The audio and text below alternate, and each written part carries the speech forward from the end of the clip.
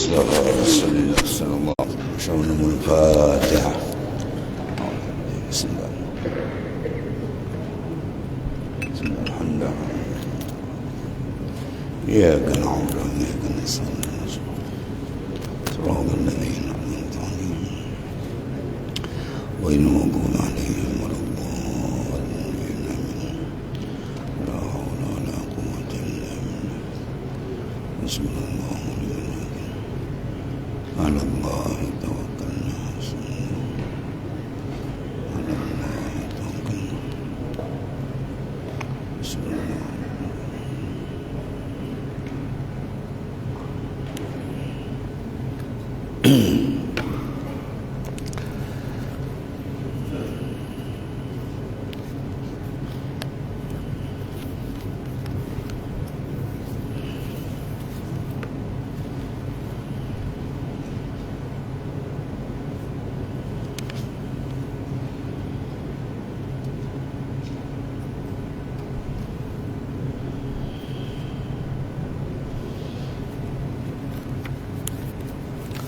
بسم الله الرحمن الرحيم.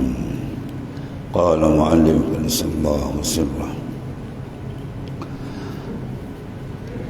Dan kata Malik rahimallahu ta'ala, bagi setengah daripada sahabatnya,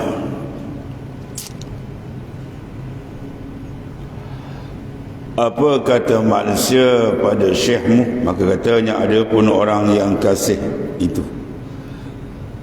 maka tiada katanya melainkan kebajikan. Dan ada pun orang yang benci itu, maka seperti yang telah engkau ketahui akan dia kebanyakan manusia. Maka kata Malik, lagi akan berlindung kita kepada Allah daripada mengikut segala lisan yang mencela itu. Disambungan daripada matan dulu mata, lamaka adamul iqbal khalqi alaika aw tawajjuhum bizammi ilaika farji ila ilmillah. Manakala menyakiti akan dikau terasa sakit hati oleh ketiadaan berhadap manusia kepada kamu. Ya, bila manusia tidak berhadap kepada kita, kita gelisah, kita tak tenteram, tak senang. Kalau manusia berhadap, kita suka. Ya, itu tanda orang itu masih cacat rohani dia. Ataupun mereka berhadap dengan zam, mana mencela. Maka kalau ada begitu, farji ila ilmillah, kembalikan balik kepada ilmu Allah. Hakikatnya semua itu daripada Allah Subhanahu wa taala. Orang mencela kita pada hakikatnya ialah dari Allah untuk mengajar kita. Ya, itu setengah daripada obat bagi jiwa manusia itu sendiri. Kemudian sambungan di bawah, fa in kana la yaqnauka ilmuhu fika, maka pa musibatuka bi adami qanaatika bi ilmihi asyaddu min musibatika bi wujudil azam minhum. Maka jika ada pekerjaan itu tiada memadai akan dikau, fa in kana la yaqnuka, tidak memadai akan dikau pengetahuan Allah padamu, maka musibahmu dengan ketiadaan memadai akan dikau dengan pengetahuannya, ini pengetahuan Allah itu terlebih sangat daripada musibahmu dengan beroleh kesakitan daripada mereka apabila menyakiti mereka akan dikau, kerana bahawasanya memberi sakit mereka mengenai pada badan, dan ketiadaan memadai akan dikau dengan pengetahuan Allah Ta'ala itu memadamkan cahaya hatimu. Ini semua hasil hakikat dia, tuan-tuan, kerana kita mengenali Allah Ta'ala dengan sebenar pengenalan. Itulah kehasilan ataupun risiko orang yang tidak mengenali dengan sebenar akan Allah Subhanahu Wa Ta'ala. Kalau orang yang mengenali Tuhan sebenar, tidak ada apa-apa masalah bagi dia. Orang mencela dia, dia pandang balik kepada Tuhan, maka dia selamat. Kalau orang puji dia pun, dia balikkan kepada Allah, maka dia pun selamat. Orang puji, dia nampak tu semua gerak dari Tuhan, ya. Maka dia syukur kepada Allah dan dia memandang kebesaran Tuhan, bukan diri dia, maka dia selamat. Kalau orang caci dia, orang umpat dia, orang perjatuhkan dia, dia nampak hakikat dari Allah sebagai peringatan bagi diri dia, ya, yang lalai dan sebagainya, maka selamat. Punca dia apa? Dia dapat Swiss jalan kembali. Kalau dia tidak dapat jalan mengembalikan balik, sebab tu dia kata dulu, farji' ila ilmillahi fika, sila kembalikan balik kepada benda tu dah ada dalam ilmu Allah Ta'ala. Mana benda tu telah ada dalam inkishafil ilmi, dah ada dalam ilmu Tuhan, dah ada dalam tahsis iradat, dia mesti berlaku. Jadi bila kita kembalikan balik kepada asli, kepada asal dia, maka hilanglah pandangan kita pada makhluk yang kita nampak hikmah kejadian Allah Ta'ala. Itu saja. Ya, jadi kita tak ada terasa dengan makhluk. Makhluk puji pun kita tak terasa, dia caci pun tak terasa, sebab itu semua bayangan dia. Hakikat semua minallah, dari Tuhan. Sama ada nak mengangkatkan martabat seorang atau nak mendidik seorang. Kalau orang caci kita, orang maki kita, sebenarnya Tuhan nak didik kita, ya. Digerakkannya orang tadi mengata kita lah, umpat kita, fitnah kita, macam-macam. Kita pandang hakikat dari Allah untuk mengajar kita, habis selamat.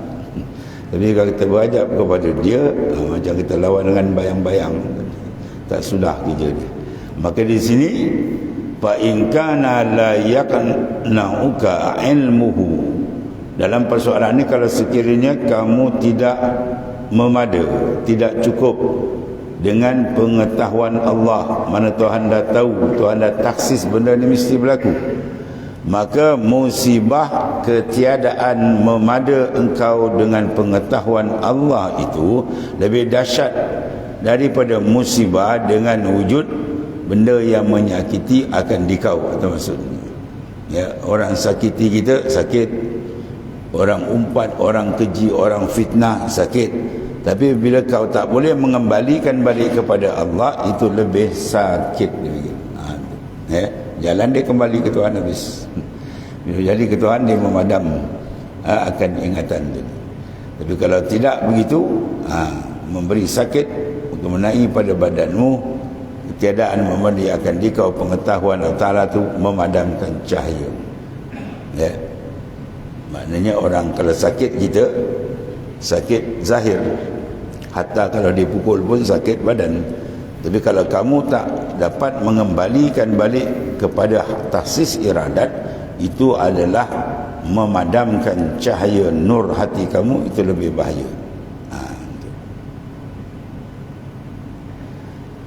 Sebab kerosakan rohani lebih hebat, lebih bahaya daripada kerosakan jasmani.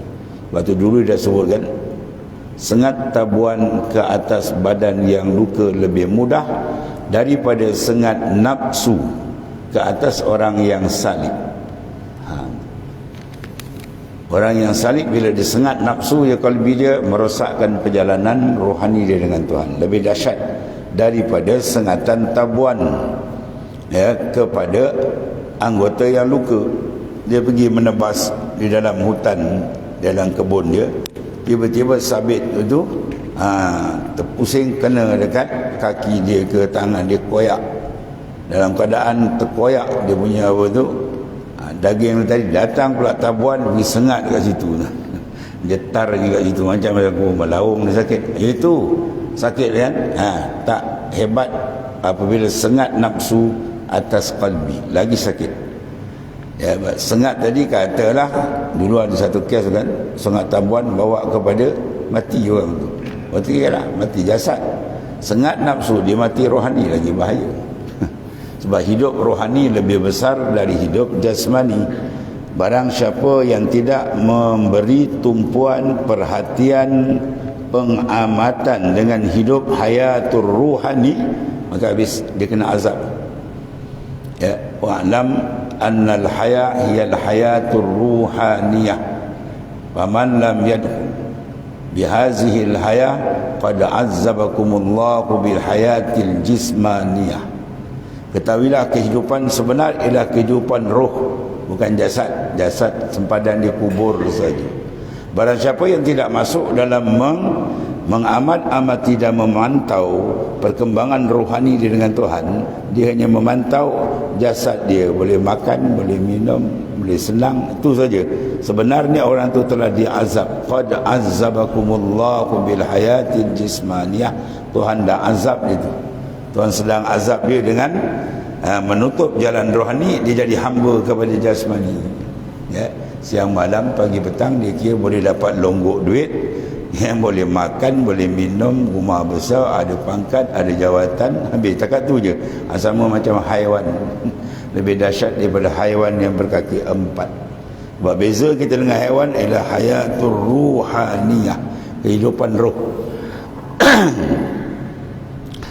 Itu di antara kata Tuhan pengarang kepada kita, supaya kita perasan bahawasanya kesakitan luaran tidak sehebat kesakitan dalaman. Kesakitan luar habis dia pintu kubur. Tapi kalau sakit dalam dia bawa sampai menghadap Allah Subhanahu Wa Taala, kesan dia esok. Ya, jadi oleh kerana tu disuruh kita apa? Latih-latih biar kenal Tuhan tu biar tepat. Biar pengenalan Tuhan tu benar-benar kenal. Kenal Tuhan tu sungguh-sungguh terang, jangan samar, jangan gelap. Dan pengenalan tu biar dia dekat, jangan jauh.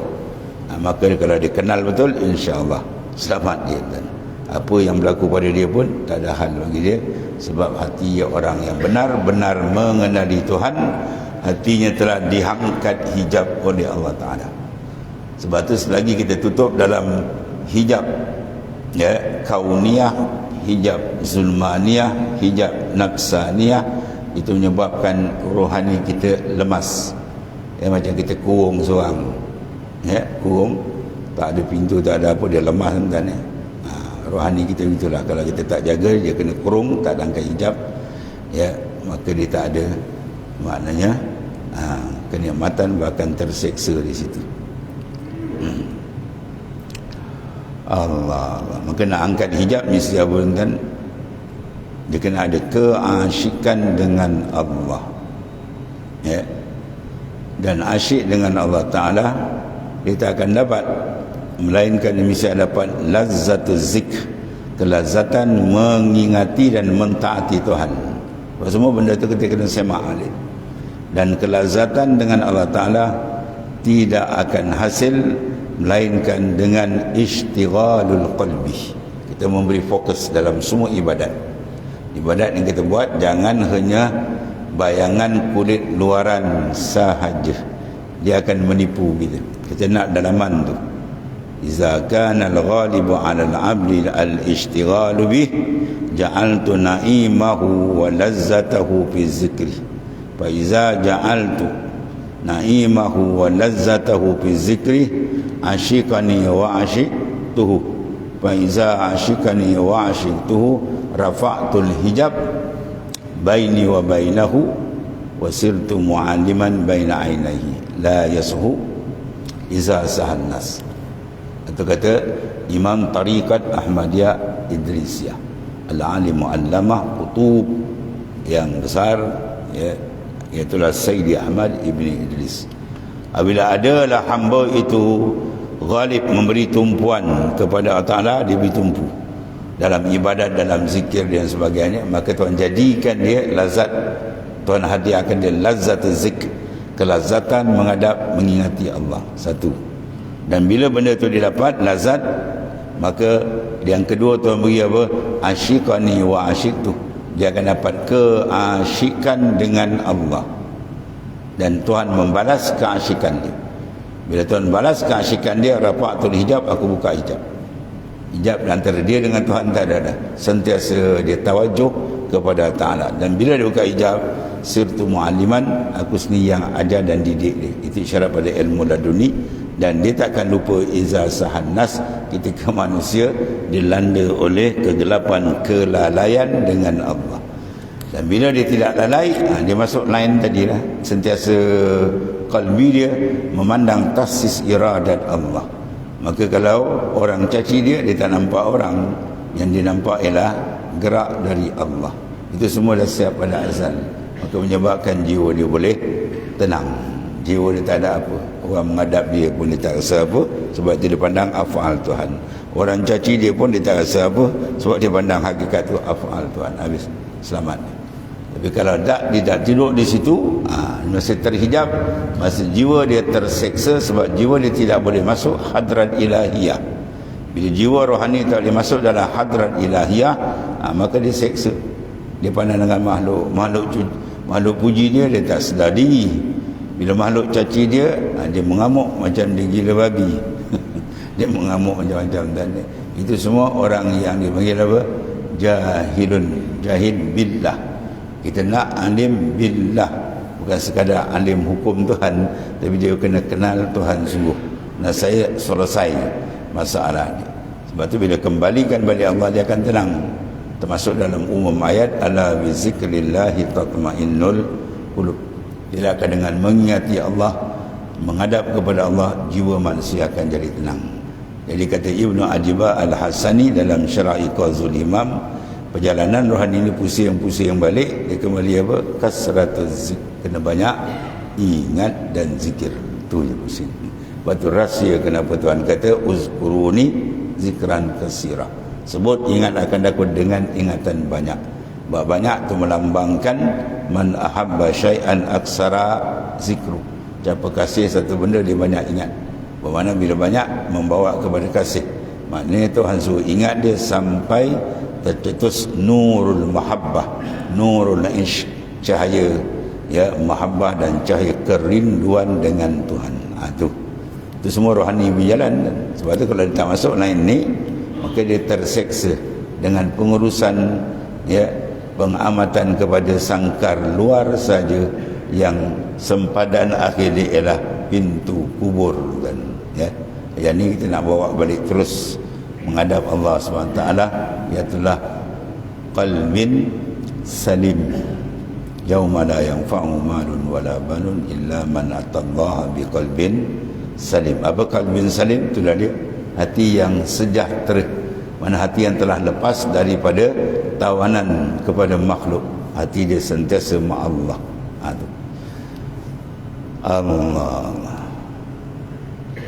Ya, ini tiada memadai engkau dengan pengetahuan Allah. Maknanya kalau kita dah cukup wa kafa billahi alimah. Contoh ya, kita buat ibadat, kita dah rasa, bukan tahu, rasa kita sedang dipandang tinggi oleh Allah. Kita dah ada dalam ilmu Tuhan. Apa yang kita buat ni semua dalam pandangan dia, ilmu dia. Ketika itu selamat ya, dia cukup. Maka ketika itu dia tak ada heran lagi dengan pujian orang ya, dengan berhadapnya makhluk pada dia. Sebab apa? Dia sudah cukup dengan pandangan, pendengaran, pengetahuan dan penentuan taksis iradat Tuhan. Di situ kunci. Dan selagi yang ni tak terbuka, ketika itu jiwa dia takkan tenang. Jiwa dia tu ombang-ambing ya, tidak ada hakikat dengan Tuhannya, dia hanya dengan makhluk. Orang yang hanya qalbi dengan makhluk, maka orang itu amat rugi dan terseksa kehidupan dia. Allah. Yang ini tiada memadai engkau dengan pengetahuan Allah. Sebab itu disuruh wa kafa billahi alima, hasbunallah wa ni'mal wakil. Semua wirid itu menghala ke arah yang makna yang kita bahas. Cukup kita dengan Tuhan. Dan berkendak engkau kepada pengetahuan manusia ya, dia buat ibadat kan, dia tak seronok kecuali orang tahu, orang puji, orang besar-besarkan dia, orang bau dia seronok. Maka hati dia dipenjara dengan makhluk, dia panggil sidnul wujud. Sebab tu bagi para awliya Tuhan hantarkan warid, dia keluar tu awrada alaikal warid ya liyukhrijuka min sijnil wujud ila fada'is syuhud. Tuhan angkat dia daripada penjara hati dengan makhluk kepada padang luas musyahadah dia dengan Allah Ta'ala. Orang yang kenal makhluk saja, dia suka dengan makhluk, dia tak kenal Tuhan, seolah-olah orang tu duduk dalam lokap kan. Rumah 10-10 itu. Lemas tak? Lemah tak? Kalau dia keluar pandangan daripada makhluk, dia terus mi'raj qalbi dia ke Tuhan, dia pergi pada fadha'il syuhud. Mana musyahadah yang tinggi yang dirupakan fadha', itu padang luas. Oh, lapang, seronok tengok. Tu ada cerita dalam kitab Qatrun Nada, kita Nahulan dan cerita dia buat cerita itu. Seorang raja, dia pergi memburu dengan pengiring. Tiba-tiba dia sampai satu kawasan badiah, kawasan pedalaman. Dia ternampak seorang gadis di kampung tu. Jadi sudah ada jatuh hati, dia dah gila ke gadis tu. Akhir cerita, dia dapatlah menjadikan dia isteri, bernikah. Dia punya seronok, dia bawa balik bini dia masuk istana. Ya, pagi-pagi besok dia tengok isteri dia tak ada. Mana isteri dia kan tak ada, dia rupa dah balik kampung. Dia lari. Bila dia tanya isteri dia, kenapa kau lari sedangkan aku duduk kau dalam istana? Macam dalam lokap dia. Aku pagi-pagi dapat tengok lapar, seronok ni duduk dalam rumah kau, lemas dia. Itu maksudnya tuan, tempat sempit dengan tempat luas, itu maksudnya. Bagi qalbi arif, rohani dia ibarat tempat luas lapang. Ya, dia berlazat dengan Tuhan. Kalau ada hati kita dengan makhluk, ibarat duduk dalam lokap. Ya, itulah maksudnya. Jadi keluarkan qalbi kita daripada ditawan oleh makhluk sehingga taraf dia hatta yastawi indahu, sama dia bagi dia al-madah wa zam. Orang puji pun tak rasa apa, orang caci pun dia tidak ada rasa apa-apa. Sebab apa? Sebab rohani dia rasanya dengan Tuhan, bukan dengan makhluk. Dan saya adalah engkau dapat musibah, iaitu berpaling kepada makhluk. Berpalingnya hati kepada makhluk, menggantungkan hati pada makhluk, seronok hati dengan makhluk, rasa kecil hati makhluk tak beradab, itu semua bala. Ya, musibah yang besar. Banyak orang tak perasan. Maka engkau tawakal kepada mereka. Ya, engkau bergantung dengan mereka, maka engkau rujuk kepada makhluk, ganti daripada memadai dengan hak Ta'ala, ditukar. Laqad khaba man radiya dunaka badalan. Rugi serugi-rugi insan bila dia tukar makhluk dengan Tuhan. Dia menghadap pada makhluk, dia tak erti menghadap Tuhan. Dia seronok dengan makhluk, dia tidak erti berseronok dengan Tuhannya. Dia cukup hati dia puas kalau makhluk tahu, dia tak cukup dengan Tuhan yang maha mengetahui. Ini satu bala besar. Sebab apa? Lijahlihi billah, kena kejahilan dia dengan Tuhan. Adapun orang yang arif billah, hatinya dibukakan jannatul muajjalah, syurga yang disegerakan, itu ma'rifah, lapang, tenang. Ya. Dan tiada musibah yang terlebih sangat besar maknanya daripada ini, iaitulah hati dipenjara dengan makhluk. Ya. Kalau hati itu tak dipenjara, dilepas dengan makrifat yang sebenar, maka itu dipanggil qalbin salim, hati yang sejahtera, yang telah dipaparkan oleh Quran, dia akan selamat pada hari yang tidak memberi manfaat harta benda, anak penak, melainkan mereka yang menghadap Tuhan dengan hati sejahtera. Inilah hati sejahtera. Di dunia dah nampak dah ketenangan jiwa dia. Ya. Dan masuk mana pula penyakit lagi, ini barah besar ni, riya, akan dikau daripada demikian itu. Bila menghadap makhluk, ya bila dia mesti nak tunjuk. Itu dari takabur, riya, ujub, sum'ah yang merosakkan amalan dia. Dan ketiadaan ihram bagi junubil karim, dia tidak ada maknanya ihram kemuliaan bagi pihak al-karim Allah Ta'ala. Dan gugurlah daripadamu mulia. Kemuliaan insan akan jatuh apabila kalbinya ditambat dengan makhluk, tidak ditambat dengan Tuhannya. Dan berbalik, muliamu hina dan kayamu fakir. Ketika itu berbaliklah, dia mulia tadi jadi kehinaan. Asal dia mulia dengan Tuhannya, tiba-tiba dia berpusing, ya. Tuhan angkat dia daripada maqamit tajrid, dia pergi maqamul asbab, ya. Itu semua satu benda yang telah dibahas dulu. Iradatukal asbab ma'a iqamatillahi iyyaka fit tajrid inkhitatun minal himmatil aliyah.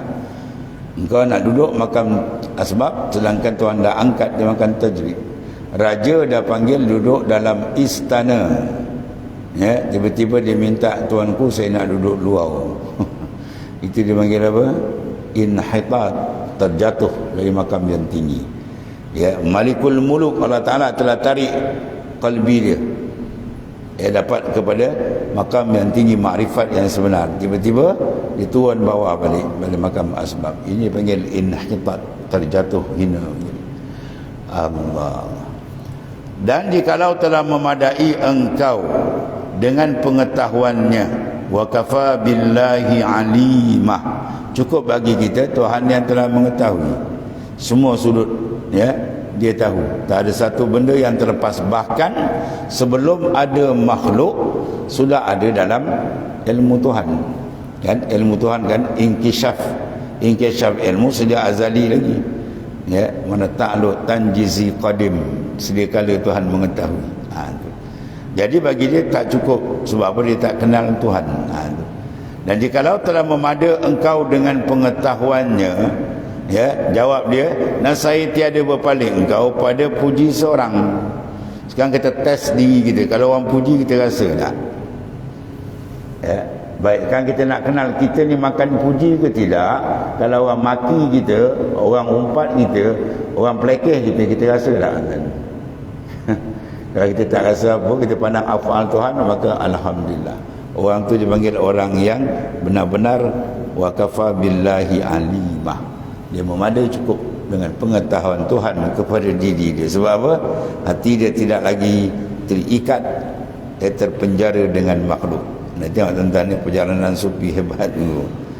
Dan jikalau telah memadai engkau dengan pengetahuan Allah Ta'ala, pengetahuannya mana pengetahuan Tuhan, dah cukup. Nasaya tiada berpaling engkau pada puji seorang. Mana orang puji dia tak ada rasa apa, dan tiada bagi celanya. Quran kata apa? La yakhafuna laumata laim. La yakhafun, mereka tak takut laumata laim, celaan orang-orang yang mencela. Orang kata dia, orang umpat dia, orang kata apa, dia senyum. Ya. Satu hari satu cerita seorang saleh, ya, orang umpat dia macam-macam mau umpat dia, waliullah ni. Kemudian dia datangkan orang yang mengumpat tu, dia hadiahkan satu talam rutab, atau rutab tamar madu, tamar sebuah masakan. Orang tu kata dia, umpat dia hadiahkan kawan tu rutab. Ya, sebab apa? Sebab orang yang mengumpat, dia punya pahala akan masuk pada mizan timbangan orang yang diumpat. Betul Rasulullah hadis, Rasulullah kata, atadri kunal muflis, engkau kenal tak orang muflis? Sahabat tanya, man la dirhamalahu wala mata, orang yang tak ada harta benda, tak ada apa, hutang lebih banyak daripada duit, itu muflis. Bukan, itu muflis dunia. Yang aku nak muflis di akhirat, iaitu orang yang ada sembahyangnya, ada puasanya, ibadat begitu banyak, tapi wasyatama haza wa kazafa haza, ya, dia umpat orang sana, dia keji orang sana, dia fitnah orang sana, dia pahala dia semua masuk ke orang yang disakiti tadi. Akhirnya dah tak ada habis.